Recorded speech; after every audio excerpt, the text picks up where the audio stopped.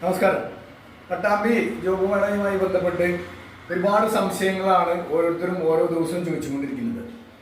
ആർക്കൊക്കെ പങ്കെടുക്കാം, എങ്ങനെയാണ് പങ്കെടുക്കേണ്ടത്, ഏതൊക്കെ തരത്തിലുള്ള ജോലി ഉണ്ടാവുക, ഏതൊക്കെ കമ്പനികളാണുള്ളത്, ഇങ്ങനെ നിരവധി സംശയങ്ങളാണ് ഓരോരുത്തരുള്ളത്. ഇതിൽ രണ്ട് കാര്യങ്ങൾക്ക് ഇന്ന് മറുപടി പറയാം, ഒരു കാര്യത്തിന് നാളെയും പറയാം. ഇതിൽ എങ്ങനെ ആർക്കൊക്കെ പങ്കെടുക്കാം എന്നുള്ളതാണ്. 4 വിഭാഗം ആളുകൾക്കാണ് ഇവിടെ ജോലി ഉള്ളത്. ഒന്ന്, വിദ്യാഭ്യാസ യോഗ്യതയും അതിനനുസരിച്ചുള്ള എക്സ്പീരിയൻസും ഉള്ള ആളുകൾ, ഇവരാണ് ഒന്നാമത്തെ വിഭാഗത്തിൽ വിടുക.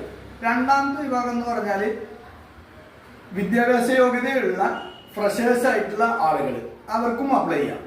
മൂന്നാമത്തെ വിഭാഗം എന്ന് പറഞ്ഞാൽ വിദ്യാഭ്യാസ യോഗ്യത ഇല്ലാത്ത അല്ലെങ്കിൽ കുറവുള്ള അതാത് മേഖലയിൽ ജോലി ചെയ്ത് എക്സ്പീരിയൻസ് ഉള്ള ആളുകൾക്ക് അപ്ലൈ ചെയ്യാം. ഇനി നാലാമത്തെ ഒരു വിഭാഗമുണ്ട്, എക്സ്പീരിയൻസും ഇല്ല വിദ്യാഭ്യാസ യോഗ്യതയും കുറവായിട്ട്, അവർക്ക് എന്ത് ജോലി ചെയ്യാൻ തയ്യാറുണ്ടാവും, അങ്ങനെയുള്ള ആളുകൾക്കും ജോലി ഉണ്ടാവും. ഈ 4 വിഭാഗത്തിലുള്ള ആളുകൾക്കാണ് ജോബ് മേളയിൽ ജോലി ഉണ്ടാവുക.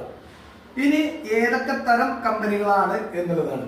ഇവര് ഇൻഷുറൻസ് മേഖലയുമായി ബന്ധപ്പെട്ടത്, ടെലികോളിംഗ്, അഡ്വർടൈസിംഗ് കമ്പനികൾ, textiles, tiles, super market, telephone കമ്പനികൾ, CCTV ഹാർഡ്വെയർ അതുമായി ബന്ധപ്പെട്ട കമ്പനികൾ,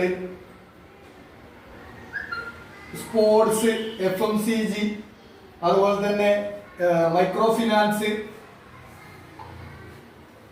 മാരുതി സുസുക്കി, ജ്വല്ലറി, ഹോസ്പിറ്റല്,